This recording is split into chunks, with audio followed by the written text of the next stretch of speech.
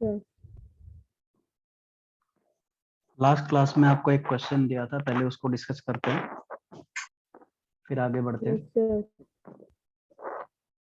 देखिए क्वेश्चन था आपके पास, एक आपको सिस्टम दिया गया है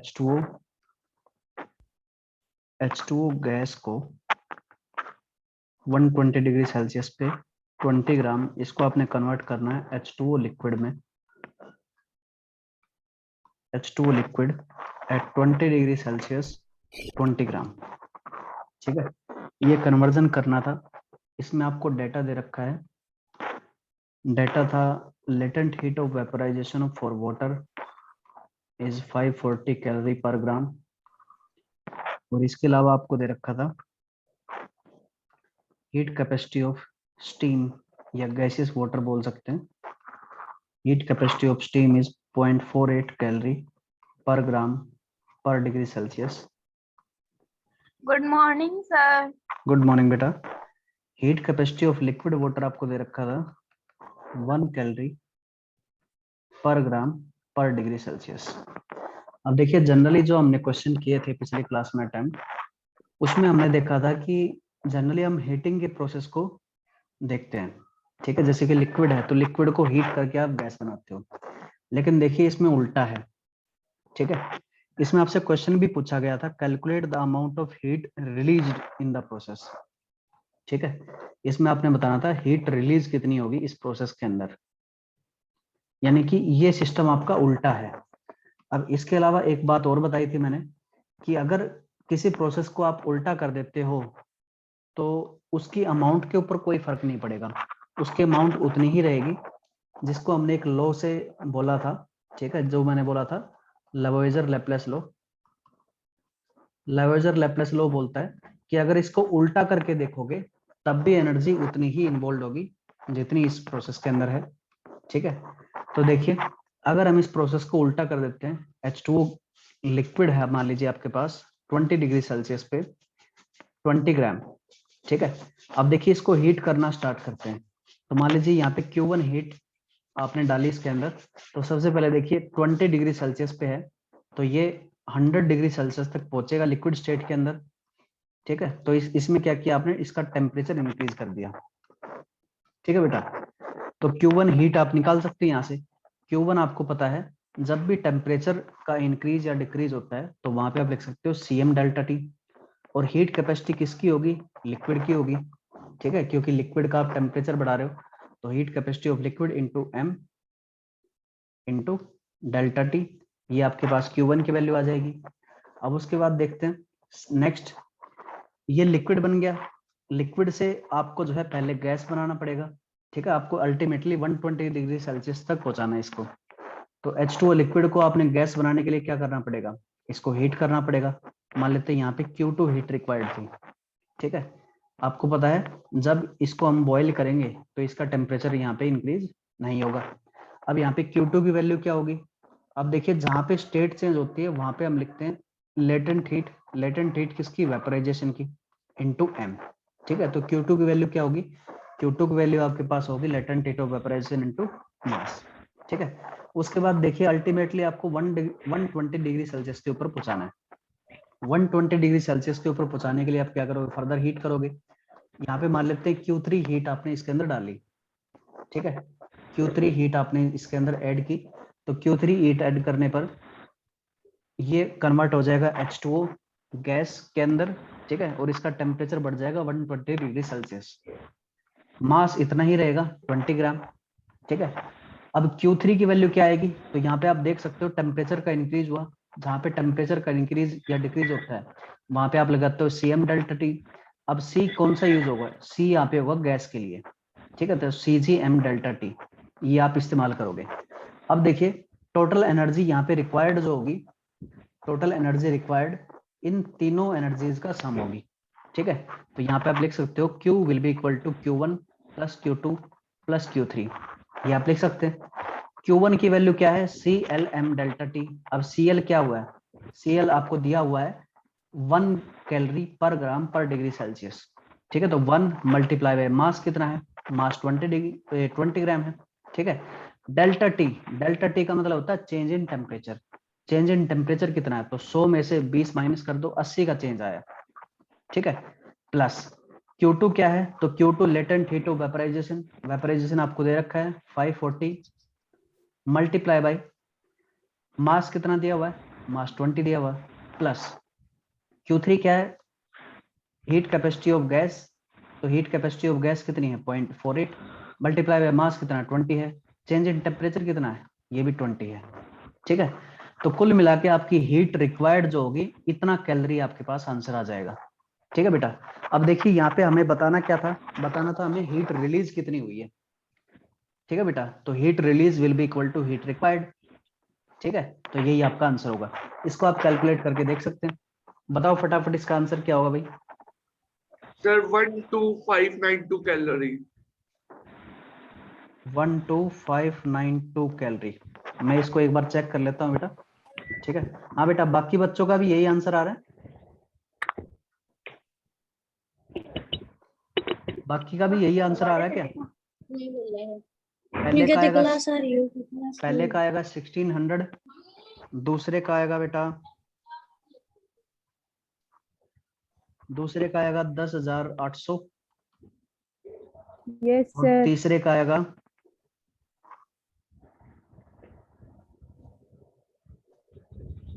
तीसरे का आएगा आपके पास 192, बिल्कुल ठीक है। इनका आप सम करके देखोगे तो ये आपके पास आ जाएगा 12,592, बिल्कुल ठीक है बेटा ये आंसर। तो इस तरह से आप इस क्वेश्चन को सोल्व कर सकते हैं, ठीक है। तो कंफ्यूज नहीं होना है, आपने केवल हीट इन्वॉल्व देखनी किस किस तरह से चेंज हो रहा है, ठीक है। अब देखिए आगे बढ़ते हैं, नेक्स्ट देखते हैं। आज हम डिस्कस करने वाले हैं रेजोनेंस का मटेरियल, ठीक है। तो सबसे पहले थ्योरी पार्ट देख लेते हैं कि कोई ऐसा थ्योरी पार्ट तो नहीं बचा हुआ जो हमने नहीं किया हो, ठीक है। तो सबसे पहले देखिए मैटर इन आवर सराउंडिंग, ये आपके टॉपिक का नाम है, ठीक है। इसको आप पूरा अच्छे से पढ़ना, कोई भी दिक्कत आए, किसी भी लाइन में दिक्कत आए तो पूछ लेना, मोस्टली बातें वही हैं, ठीक है। अब देखिए,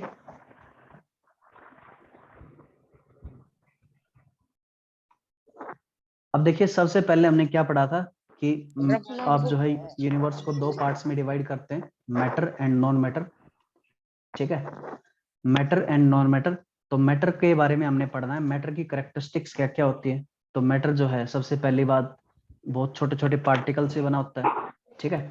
वो छोटे छोटे पार्टिकल जो है कॉन्स्टेंटली मूव भी करते रहते हैं, उनके पास एनर्जी होती है बहुत सारी, ठीक है। उनका साइज बहुत छोटा होता है और उनके बीच में इंटरमोलिकुलर फोर्स होते हैं। ये चार बातें हमने पढ़ी थी, ठीक है। ये होती है कैरेक्टरिस्टिक्स ऑफ मैटर, ठीक है बेटा। बेटा जिसको जरूरत नहीं हो वो अपने आप को म्यूट कर लिया करो। ये चार बातें आपने ध्यान रखनी, ठीक है। इनको किस किस तरह से आप जो है एक्सप्लेन कर सकते हैं या एक्सपेरिमेंट के थ्रू इनको समझा सकते हैं किसी को। तो बहुत सारे एक्सपेरिमेंट हमने देखे थे, ठीक है, क्लास में लिखे भी थे, जैसे कि addition of sugar to water, तो वाटर के अंदर जो है शुगर आपकी घुल जाती है। तो डिफ्यूजन का प्रोसेस, पार्टिकल का साइज बहुत छोटा होता है, ये भी बात यहाँ पे पता लग जाती है, ठीक है। और पार्टिकल्स कॉन्स्टेंटली मूव करते हैं, ये भी बात आपको यहाँ पे पता लग सकती है।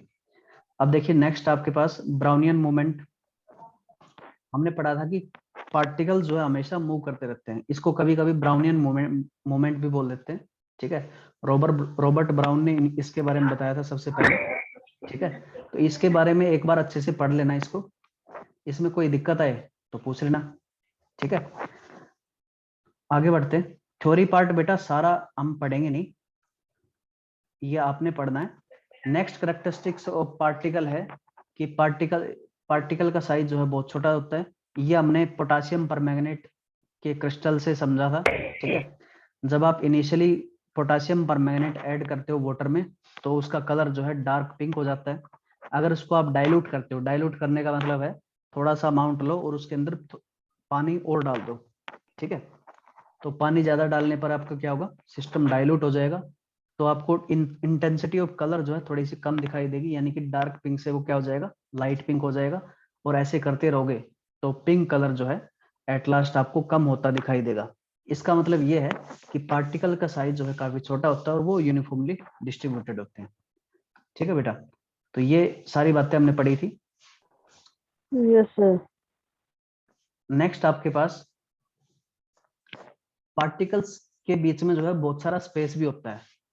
अगर आप मान लीजिए किसी वाटर सैंपल के अंदर शुगर या NaCl नमक डालते हो, तो नमक डालने पर जितनी वॉल्यूम उसकी बढ़नी चाहिए थी उतना वॉल्यूम वो नहीं बढ़ा पाता है। इसकी वजह क्या है? इसकी वजह हमने देखी थी कि कॉन्स्टिट्यूएंट पार्टिकल्स के बीच में बहुत सारा इंटरमोलिकुलर स्पेस होता है। ठीक है, अगर आप सॉलिड भी लेके चलते हो तो उनके बीच में बहुत सारा स्पेस आपको मिलने वाला है। इस तरह से ये मान लीजिए कॉन्स्टिट्यूएंट पार्टिकल्स हैं, तो इनके बीच में ये देखिए, ये जो बाकी जगह बच गई ये खाली है, तो इनके अंदर अदर पार्टिकल्स यहाँ पे बड़े आसानी से आ सकते हैं। अब देखिए नेक्स्ट बात थी कॉन्स्टेंटली मूव करते हैं, ये तो हमने पहले ही देख लिया है। ठीक है, इसके अलावा इसको हम डिफ्यूजन के थ्रू भी समझते हैं। डिफ्यूजन का मतलब होता है इंटरमिक्सिंग। नितिन सहरावत बेटा अपना माइक ऑफ रखा करो, मेरी बात मान लो, वरना मैं सबको म्यूट कर दूंगा, फिर कोई नहीं बोल पाएगा। तो जब जरूरत हो तभी बोला करो केवल। देखिए मैंने आपको बताया था डिफ्यूजन के बारे में। डिफ्यूजन जो है रैंडम मूवमेंट की वजह से होता है। डिफ्यूजन का सिंपल सा मतलब होता है intermixing. Intermixing of particles is called diffusion. ठीक है, इसको हम बोलते हैं डिफ्यूजन। अब देखिए डिफ्यूजन जो है सबसे आसानी से किसका हो सकता है? तो गैस का सबसे आसानी से होता है, उसके बाद लिक्विड का, और उसके बाद सॉलिड का।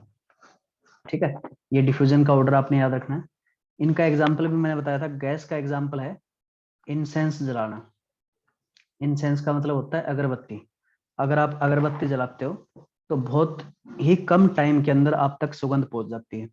इसका मतलब जब भी आपके पार्टिकल्स जो है गैस स्टेट के अंदर होंगे तो उनका डिफ्यूजन बड़े आसानी से बड़ी जल्दी होता है। ठीक है, वहीं अगर लिक्विड के अंदर डिफ्यूजन देखना चाहो तो लिक्विड के अंदर डिफ्यूजन होता है और आप उसको बड़े आसानी से ऑब्जर्व कर पाते हो। कोई भी कलर्ड चीज अगर आप पानी के अंदर या किसी भी सब्सटेंस के अंदर डालोगे तो आपको मूव करती हुई दिखाई देगी। ठीक है बेटा, और सॉलिड के अंदर डिफ्यूजन जो है वेरी लेस होता है, बहुत कम होता है। ठीक है, ये नॉन ऑब्जर्वेबल होता है एक तरह से, इसको हम बहुत ही कम ऑब्जर्व कर पाते हैं। ठीक है, तो ये बातें हमने पढ़ी थी। अब आगे बढ़ते हैं। रिजिड क्या होता है, फ्लूइड क्या होता है? रिजिड वो चीजें होती है जो अपना अपना अपना जो एक साइज है, शेप है, उसको मेंटेन रखने की कोशिश करे। ठीक है, रिजिडिटी का मतलब मैंने बताया था अनबेंडिंग या इनफ्लेक्सिबल। ठीक है, जिसको आप जो है आसानी से बेंड ना कर पाओ उसको हम बोलते हैं रिजिड। जैसे कि पत्थर हो गए, पत्थर क्या है? रिजिड है। ये आसानी से अपना शेप चेंज नहीं कर पाते हैं, बेंड नहीं कर पाते हैं, इसलिए वो रिजिड है। रिजिड जो है हम बोलते हैं सॉलिड्स को। ठीक है, सॉलिड्स आर रिजिड। फ्लूइड क्या होते हैं? फ्लूइड वो सब्सटेंस होते हैं जो फ्लो करने की टेंडेंसी रखते हैं। ठीक है, फ्लो करने की टेंडेंसी का मतलब क्या होता है? अगर आप कहीं पे डाल दोगे तो वो चलने लग जाएंगे। जैसे पानी है, पानी आपने फर्श पे डाल दिया तो फर्श पे पानी जो है बहने लग जाएगा। ठीक है, अपने आप चलने लग जाएगा। वहीं अगर सॉलिड को डालते हो फर्श के ऊपर, मान लीजिए कोई ब्लॉक है आपका, ठीक है, लकड़ी का ब्लॉक है, अगर उस ब्लॉक को आप ऐसे ही डालते हो फर्श के ऊपर तो वो वहीं रुक जाएगा। ठीक है, तो फ्लूइड वो होते हैं जो अपने आप चलने लग जाते हैं, और gas and liquid this both are fluids. ठीक है, हाँ बेटा, डेंसिटी का ऑर्डर अगर आप देखना चाहोगे 5 स्टेट ऑफ मैटर में तो सॉलिड की डेंसिटी सबसे ज्यादा होती है, उसके बाद लिक्विड की, उसके बाद गैस की, ठीक है, उसके बाद प्लाज्मा की, और सबसे लास्ट में बोस आइंस्टीन कंडेंसेट की।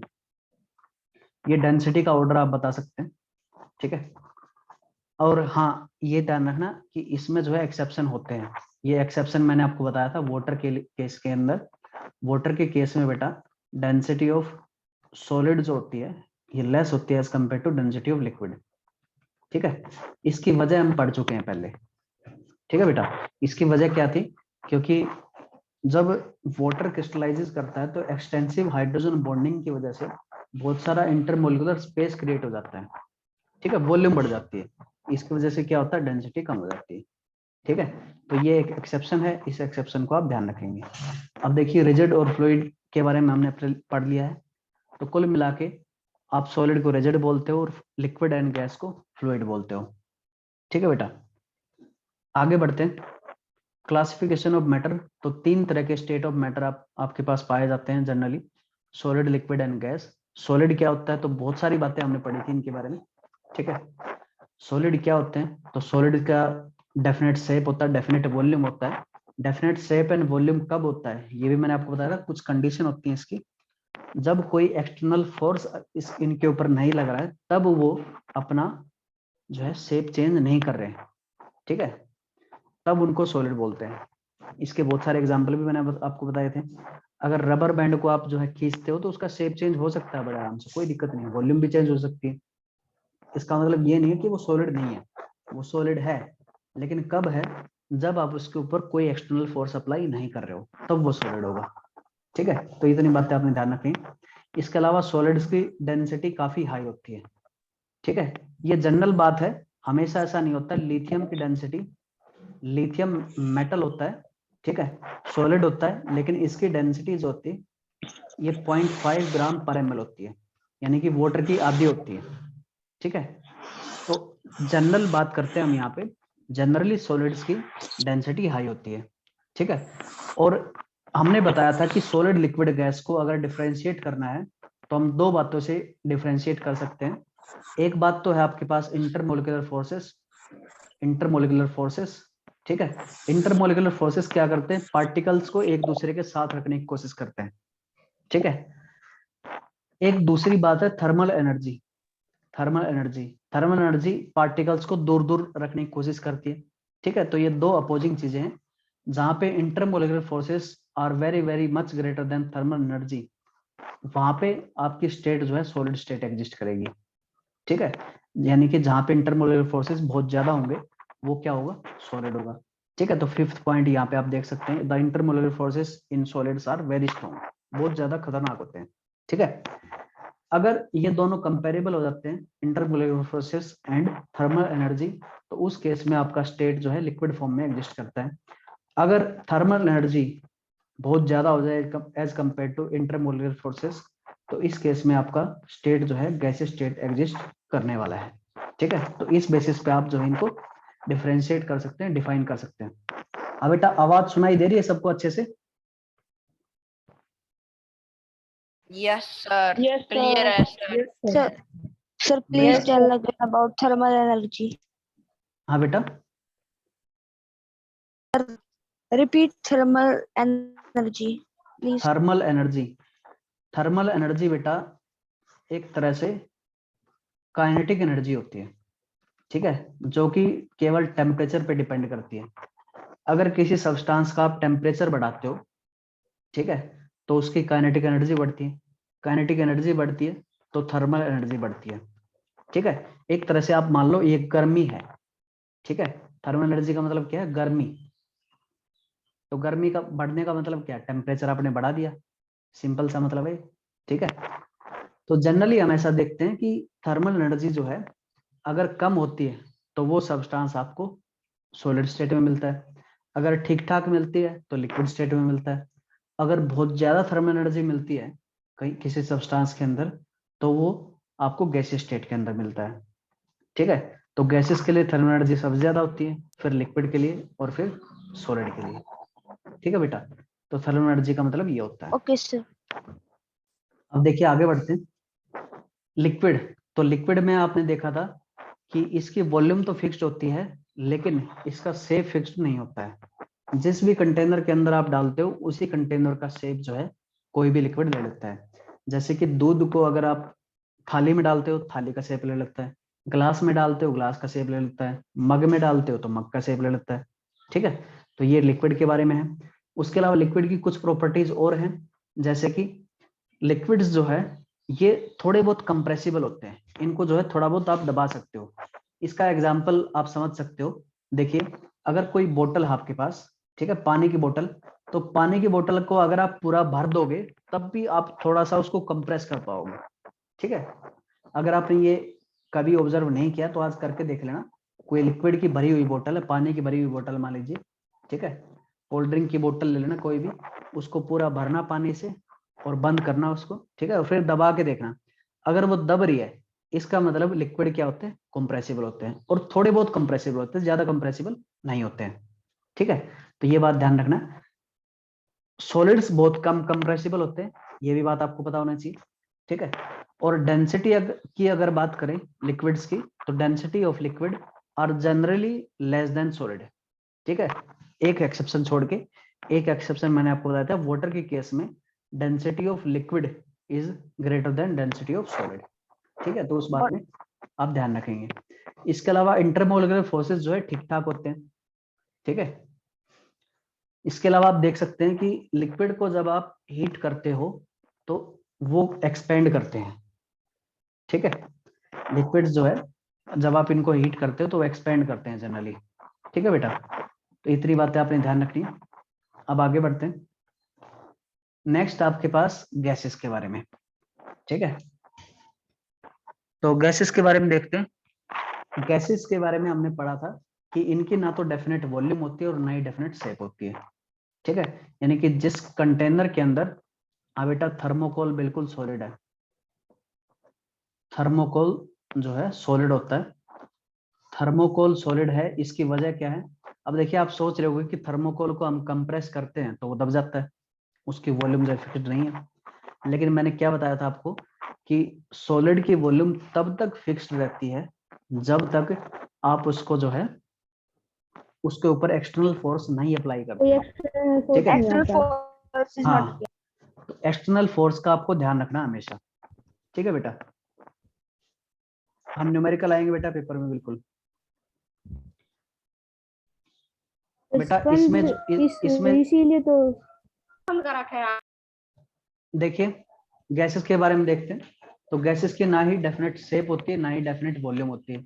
जिस भी कंटेनर के अंदर आप गैस को डालोगे उसकी उतनी ही वॉल्यूम हो जाएगी और उस वैसी ही शेप आ जाएगी, ठीक है। अब इसकी वजह पूछ सकते हैं कि इसकी डेफिनेट वॉल्यूम क्यों होती है, क्यों नहीं होती है, ठीक है, वॉल्यूम फिक्स्ड क्यों नहीं होती है। इसकी वजह आप बता सकते हो कि पार्टिकल्स जो है उनके पास बहुत सारी काइनेटिक एनर्जी होती है या थर्मल एनर्जी होती है। काइनेटिक एनर्जी को हम थर्मल एनर्जी भी बोल सकते हैं, ठीक है।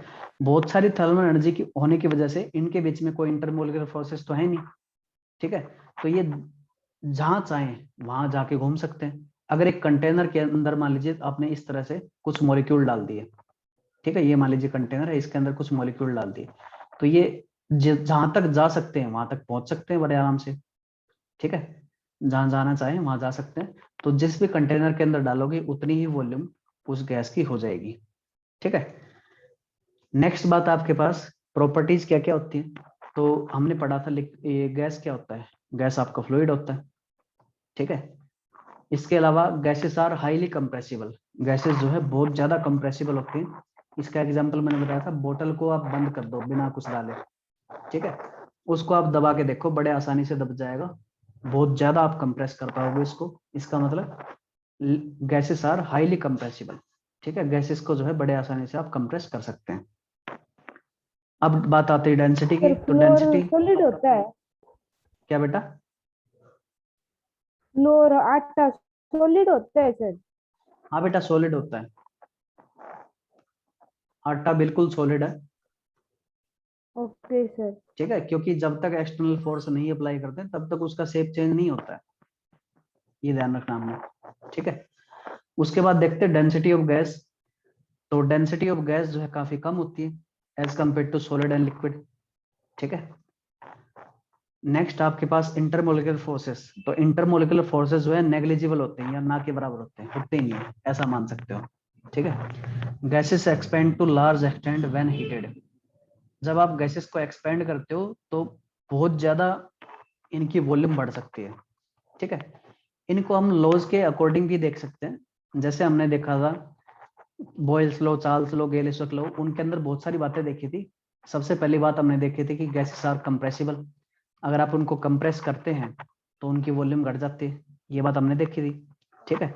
उसके बाद volume directly proportional to temperature था, ये था चार्ल्स लॉ। चार्ल्स लॉ के अकॉर्डिंग हमने देखा था कि अगर आप टेम्परेचर बढ़ाते हो, अगर किसी गैस को आप हीट करते हो तो उसकी वॉल्यूम जो है बढ़ जाती है काफी ज्यादा, ठीक है। Gases expand to large extent when heated, इसका मतलब सिंपल सा चार्ल्स लॉ है बेटा, ठीक है। टेम्परेचर बढ़ाने पर वॉल्यूम बढ़ती है। नेक्स्ट पॉइंट है gases diffuse in one other rapidly to form homogeneous mixture. अब देखिए गैसेस जो है हमेशा डिफ्यूज करती हैं बहुत ही खतरनाक तरीके से, ठीक है, और गैसेस हमेशा एक होमोजेनियस मिक्सचर क्रिएट करती हैं, ठीक है। होमोजेनियस का मतलब होता है यूनिफॉर्मिटी होगी उसकी, उसके अंदर हर जगह, ठीक है। यूनिफॉर्मिटी का मतलब क्या है, देखिए यूनिफॉर्मिटी का मतलब सिंपल सा है, अगर कोई मिक्सचर है आपके पास, ठीक है, उस मिक्सचर के अंदर मान लीजिए 2 या 3 कंपोनेंट हैं, तो अगर आप कहीं से भी छोटा सा सैंपल उठाओगे तो हर एक सैंपल के अंदर आपको सेम सॉल्वेंट और सेम सॉल्यूट मिलने वाला है, ठीक है। एग्जांपल के तौर पे अगर मान लीजिए आपने मीठा पानी ले लिया, ठीक है, पानी के अंदर अपन क्या डाल दिया, शुगर डाल दिया, तो अगर आप 1 चम्मच ऊपर से पानी लेते हो तो भी उतना ही मीठा रहेगा, बीच में से पानी लेते हो तो भी उतना ही मीठा होगा, और बिल्कुल नीचे से अगर पानी लोगे तो भी उतना ही मीठा रहेगा। इसको हम बोलते हैं यूनिफॉर्मिटी। तो होमोजेनियस मिक्सचर जो है यूनिफॉर्म नेचर के होते हैं। इसको हम सेकंड चैप्टर के अंदर पढ़ेंगे, ठीक है। ये वैसे यहाँ पे लिखना गलत है, ये सेकंड चैप्टर के अंदर आएगा आपका, इसको सेकंड चैप्टर में डिटेल में पढ़ेंगे। टाइप ऑफ मिक्सर मैंने लिखवाया था, टाइप ऑफ मिक्सर जो है बहुत सारे आपको लिखवाए थे, solid and liquid, liquid and liquid, इस तरह से करके, है ना। तो उनको हम सेकंड चैप्टर में डिटेल में डिस्कस करेंगे। अभी के लिए इसको समझ लेना कि होमोजेनियस मिक्सर का मतलब होता है यूनिफॉर्मिटी। जैसे कि शुगर पानी में डाल दो, यूनिफॉर्म होता है, सर नमक पानी में डाल वॉइस दो। क्लियर नहीं है। हाँ बेटा, बाकी बच्चों को भी सर ऐसा लग रहा है सिलेंडर के अंदर गैस होती है कि लिक्विड? बेटा, सिलेंडर में देखिए कंप्रेस्ड गैस होती है, सिलेंडर में कंप्रेस्ड गैस होती है, ठीक है। हम क्या करते हैं, बहुत सारी गैस को कंप्रेस करके लिक्विड बना देते हैं, ठीक है। लेकिन जैसे ही आपके सिलेंडर से बाहर निकलती है गैस या उसको मान लो लिक्विड, तो वो क्या होता है, प्रेशर कम होने की वजह से वो गैस के अंदर कन्वर्ट हो जाता है, ठीक है। तो अगर आप टेक्निकली बोलना चाहो तो सिलेंडर के अंदर जो एलपीजी सिलेंडर की बात कर रहे हैं उसके अंदर गैस जो है ये लिक्विड फॉर्म में होती है, ठीक है। थोड़ा सा अजीब सा लग रहा होगा, गैस भी है लिक्विड भी है, एक्चुअल में तो वो गैस होती है, ठीक है, लेकिन आपने क्या किया, उसको कंप्रेस करके लिक्विड बना दिया। तो सिलेंडर के अंदर लिक्विड होती है, लेकिन जब आप इसको लीक करते हो, ठीक है, रेगुलेटर डाल के उसको लीक करते हो, तो वो लिक्विड जो है फटाक से गैसियस स्टेट के अंदर कन्वर्ट हो जाता है, ठीक है बेटा। अब देखिए आगे बढ़ते हैं। ओके। कंपैरिजन है, कंपैरिजन हम देख चुके हैं पहले, ठीक है, तो एक बार देख लेना इसको, आप भी पढ़ लेना एक बार। अब देखिए आगे बढ़ते हैं। नेक्स्ट 2 मिसलेनियस आपके पास स्टेट ऑफ मैटर होती हैं, एक होती है आपके पास प्लाज्मा स्टेट और दूसरी होती है Bose Einstein condensate. Plasma state का मतलब क्या होता है, तो प्लाज्मा स्टेट का मतलब है अगर कोई सब्सटेंस है उसको आपने क्या किया, आयंस एंड इलेक्ट्रॉन्स के अंदर कन्वर्ट कर दिया, ठीक है। ये मैंने आपको बताया था, जैसे कि सन के अंदर क्या होता है, सन के अंदर हाइड्रोजन जो है H+ एंड इलेक्ट्रॉन के अंदर कन्वर्ट हो जाता है, ठीक है। और भी बहुत सारे एग्जांपल बताए थे, जैसे कि नियॉन बल्ब्स होते हैं, नियॉन बल्ब्स, नियॉन बल्ब्स के अंदर क्या होता है, नियॉन गैस होती है, नियॉन गैस के अंदर जब इलेक्ट्रिकल स्पार्क डालते हैं तो नियॉन प्लस प्लस इलेक्ट्रॉन की फॉर्म में कन्वर्ट हो जाता है। तो कुल मिला के प्लाज्मा क्या है, plasma is a mixture of ions and electrons, ठीक है। अब देखिए इसको पढ़ लेते हैं, ये क्या बोल रहा है, this state of matter consist of super energetic and super excited particles. Super energetic का मतलब क्या है, बहुत ज्यादा एनर्जी आपने उसके अंदर डाल दी, ठीक है, ये बात बिल्कुल ठीक है। ये मैंने बताया कि आयंस के अंदर कब कन्वर्ट होंगे, जब आप उसके अंदर बहुत सारी एनर्जी डालोगे। दूसरी बात, सुपर एक्साइटेड पार्टिकल्स, एक्साइटेड का मतलब होता है अनस्टेबल। अब देखिए ये जो आयन और इलेक्ट्रॉन बनते हैं ये बहुत ही अनस्टेबल पार्टिकल्स होते हैं, ठीक है। जैसे ही आप इलेक्ट्रिकल स्पार्क हटाते हो यहाँ से, मान लीजिए नियॉन बल्ब की बात कर रहे हैं, तो इलेक्ट्रिकल स्पार्क जैसे ही हटाते हो वैसे ही ये वापस रिएक्ट करके नियॉन गैस में कन्वर्ट हो जाते हैं, ठीक है। कुल मिला के बहुत ही एक्साइटेड स्टेट के अंदर ही रहते हैं, ठीक है। अब उसके बाद लिखा हुआ है these particles are in the form of ionised gases. Ionised gases का मतलब वही है, आयन एंड इलेक्ट्रॉन, ये दोनों बातें एग्जिस्ट करती हैं, ठीक है। एग्जाम्पल क्या है, नियॉन साइन बल्ब और फ्लोरोसेंट ट्यूब। फ्लोरोसेंट ट्यूब जो होते हैं वो भी इसी तरह से एक्ट करती हैं, ठीक है। क्या क्या यूज करते हैं, तो नियॉन साइन बल्ब में नियॉन गैस यूज करते हैं और फ्लोरोसेंट ट्यूब के अंदर जो है हीलियम गैस यूज करते हैं, ठीक है। इसके और भी एग्जाम्पल है, तो इसको एक बार देख लेना, मोस्टली बातें मैंने आपको बता दी है, ठीक है बेटा।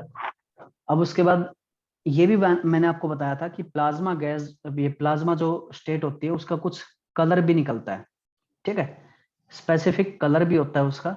तो कलर जो है गैस के ऊपर डिपेंड करता है, जितनी ज्यादा एनर्जी आप लगाओगे उसके हिसाब से जो है कलर वेरी करता रहेगा, ठीक है। इसको हम डिटेल में पढ़ेंगे, मैं इसके बारे में और भी बताऊंगा आपको जब हम एटॉमिक स्ट्रक्चर पढ़ चुके होंगे। एटॉमिक स्ट्रक्चर में कुछ ऐसी बात मैं आपको बताऊंगा जिनकी वजह से आपको ये कलर का डिफरेंशिएशन समझ में आ जाएगा, ठीक है। तो वेट करते हैं तब तक, अब आगे बढ़ते हैं। Bose Einstein condensate. Bose Einstein condensate कैसे बनती है, तो ये मैंने आपको बताया था। बोस आइंस्टीन कंडेंसेट बनाने के लिए हम क्या करते हैं, लो डेंसिटी पे गैस को लेते हैं, ठीक है। लो डेंसिटी लिया आपने, लो डेंसिटी गैस को आपने क्या किया, सुपर कूल कर दिया, ठीक है। मतलब डेंसिटी कम कर दी और टेम्परेचर भी काफी कम कर दिया, ठीक है। तब जाके आपकी बोस आइंस्टीन कंडेंसेट वहां पे बन जाती है, ठीक है। तो केवल इतनी बातें आपने ध्यान रखनी है, बाकी इतना इंपॉर्टेंट है नहीं इसके बारे में, ठीक है बेटा। अब देखिए कुछ क्वेश्चन है, तो क्वेश्चन आप बड़े आसानी से कर ही सकते हो। What is the difference between fluidity and viscosity. Fluidity का मतलब होता है टेंडेंसी टू फ्लो, और विस्कोसिटी Tendency का, to flow. विस्कोसिटी का मतलब होता है रेजिस्टेंस टू फ्लो, Resist. ठीक है। Resistance to flow. बिल्कुल ठीक है। तो विस्कोसिटी का मतलब होता है सिंपली गाढ़ापन, ठीक है। विस्कोसिटी का मतलब क्या होता है, गाढ़ापन होता है। जैसे कि अगर वाटर को, ऑयल को और हनी को, इनको अगर आप कंपेयर करोगे तो वाटर जो है काफी हल्का होता है, ऑयल को देखोगे थोड़ा सा गाढ़ा हो जाता है, ठीक है, यानी कि टेंडेंसी टू फ्लो थोड़ी सी कम हो जाती है।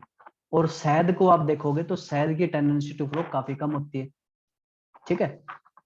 तो यहाँ पे इसका मतलब जब टेंडेंसी टू फ्लो कम होती है, टेंडेंसी टू फ्लो अगर डिक्रीज होती है, इसका मतलब विस्कोसिटी इंक्रीज होती है, विस्कोसिटी इंक्रीजेस, ठीक है। तो ये रिलेशन ध्यान रखना, viscosity and fluidity are inversely proportional to each other. यानी कि अगर विस्कोसिटी बढ़ेगी, ठीक है, विस्कोसिटी अगर बढ़ेगी तो फ्लूइडिटी आपकी घटेगी। बेटा अंशु, प्लाज्मा स्टेट जो है, प्लाज्मा स्टेट सन के अंदर प्रेजेंट होती है, ठीक है, सन में मिलती है प्लाज्मा स्टेट। अब देखिए नेक्स्ट क्वेश्चन है, give reasons why the rate of diffusion of liquid in another liquid is greater than the diffusion of A solid in a liquid. ये पूछ रहा है कि लिक्विड का लिक्विड में डिफ्यूजन अगर देखोगे तो ज्यादा होता है अगर आप कंपेयर करो सॉलिड इन लिक्विड से, ठीक है। देखिए डिफ्यूजन जो है, diffusion process simply kinetic energy पर डिपेंड करता है, ठीक है। Diffusion depend on kinetic energy, जितनी ज्यादा काइनेटिक एनर्जी होगी उतना ज्यादा डिफ्यूजन होगा, ठीक है, डायरेक्टली प्रोपोर्शनल होते हैं एक दूसरे के। अब देखिए लिक्विड के अंदर अगर आप लिक्विड डालोगे तो लिक्विड में ऑब्वियसली आपको पता है कि काइनेटिक एनर्जी ज्यादा ही होती है, ठीक है। एक तो भाई लिक्विड है आपके पास, उसके अंदर एक दूसरा लिक्विड डाल रहे हो, और एक लिक्विड है उसके अंदर आप सॉलिड डाल रहे हो, तो सॉलिड को गलने में ज्यादा टाइम लगेगा, लिक्विड को घुलने में कम टाइम लगेगा। इसकी वजह क्या है, क्योंकि जो आप लिक्विड यहाँ पे डाल रहे हो उसकी काइनेटिक एनर्जी ज्यादा होती है, काइनेटिक एनर्जी हाई है, और जो आप सॉलिड यहाँ पे ऐड कर रहे हो उसकी काइनेटिक एनर्जी क्या है, कम है, ठीक है। तो उसको घुलने में ज्यादा टाइम लगता है, ठीक है बेटा। तो ये एक्सप्लेनेशन इसके अंदर दे रखा है, आप इसको पढ़ लेना एक बार, check your progress. Next question आपके पास, what are the general characteristics of a particle of matter. तो चार बातें हैं, वो चारों बातें आपने लिखनी होती हैं, ठीक है। कैरेक्टरिस्टिक्स, जनरल कैरेक्टरिस्टिक जब भी पूछता है तो पहली बात स्मॉल साइज, दूसरी बात रैंडम मोशन, ठीक है, small size, random motion, intermolecular forces, intermolecular forces, और चौथी बात आपके पास है स्पेस, ठीक है। तो जब भी कैरेक्टरिस्टिक्स पूछी जाती हैं तो ये चार बातें फटाक से आप लिख दोगे। Name two processes which provide the best evidence for the motion of particle of matter. ऐसा आपने एविडेंस बताना जो मोशन ऑफ पार्टिकल्स को बेस्ट एक्सप्लेन करता है। तो मैंने आपको बताया था अगर किसी पानी के कंटेनर के अंदर आप KMnO4 की क्रिस्टल डालते हैं तो वहां पे आपको साफ साफ दिखता है कि कलर जो आपका डिस्पर्स हो रहा है, डिफ्यूज हो रहा है। ठीक है, तो डिफ्यूजन प्रोसेस के थ्रू आप बता सकते हो कि पार्टिकल्स ऑफ मैटर जो है मूव करते रहते हैं। सर क्लियर नोटबुक हाँ बेटा, फेयर नोटबुक में लिख लेना इनको। ठीक है, ज्यादा क्वेश्चन नहीं है इसके अंदर, ये ज्यादा क्वेश्चन नहीं है, इनको आप फोटो लिख सकते सेंड हो। करोगे? सर फोटो खुद तो से ही बेटा लिखना है। हम खुद से ही लिख लो, खुद से ही लिख लो बेटा। आप तो लिखने लायक हो चुके हो क्योंकि ओके सर। आपने एनसीईआरटी का क्वेश्चन सारे लिख लिए हैं, अब तो लिख ही सकते हो, कोई बड़ी बात है नहीं इनमें। Yes sir. ठीक है, नेक्स्ट क्वेश्चन देखिए, Okay, right sir. One common characteristic between solid and liquid. Solid और लिक्विड में एक कॉमन कैरेक्टरिस्टिक आपने बतानी है। तो कॉमन बात होती है में लिखते हैं। हाँ फेयर में लिख लेना, फिक्स्ड वॉल्यूम होती है बेटा। ठीक है, दोनों की वॉल्यूम फिक्स्ड होती है, ये कॉमन कैरेक्टरिस्टिक आपकी सॉलिड और लिक्विड के अंदर। Why do gases have neither a fixed shape nor a fixed volume. Gases के पास ना ही फिक्स्ड शेप होती है ना ही फिक्स्ड वॉल्यूम होती है, इसकी वजह क्या है? ठीक है, तो इसकी वजह है हाई काइनेटिक एनर्जी और थर्मल एनर्जी। ठीक है, हाई काइनेटिक एनर्जी या थर्मल एनर्जी होने की वजह से ना ही इनकी फिक्स्ड शेप होती है और ना ही फिक्स्ड वॉल्यूम होती है। इसके अलावा साथ साथ लिख सकते हो कि लो या लेस इंटरमोलिकुलर फोर्सेस होते हैं। ठीक है, तो ये दो बातें आप लिख सकते हो, दोनों बातें एक्सप्लेन करती हैं कि ना ही इनकी फिक्स्ड शेप होती है ना ही फिक्स्ड वॉल्यूम होती है। ठीक है बेटा,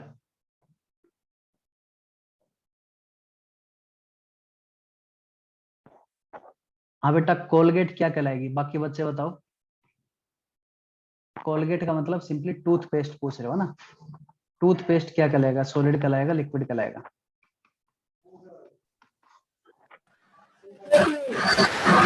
बताइए सभी। Solid. Sir dense toothpaste liquid. क्या कहलाएगा? सॉलिड कहलाएगा। ठीक है, अपने आप मूव नहीं कर सकता ना भाई, अपने आप अगर नहीं मूव करेगा तो क्या कहलाएगा? सॉलिड कहलाएगा। ठीक है, नेक्स्ट क्वेश्चन है, a gas exert pressure on the wall of the container, how it is possible. एक गैस जो है कंटेनर के वॉल्स के ऊपर प्रेशर एक्सर्ट करता है, ये कैसे पॉसिबल है? तो देखिए, गैस के पार्टिकल्स जो है मूव करते रहते हैं, अगर ये मूव करेंगे तो टकराएंगे जाके। जब भी देखिए टकराता है कोई भी पार्टिकल तो मोमेंटम ट्रांसफर करता है, और मोमेंटम ट्रांसफर जो है यहाँ पे फोर्स अप्लाई करेगा, और फोर्स पर यूनिट एरिया क्या कहलाता है? प्रेशर कहलाता है। तो सिंपली अगर कोई चीज चलती हुई मोमेंटम किसी क्या चीज को होता है? टकराएगी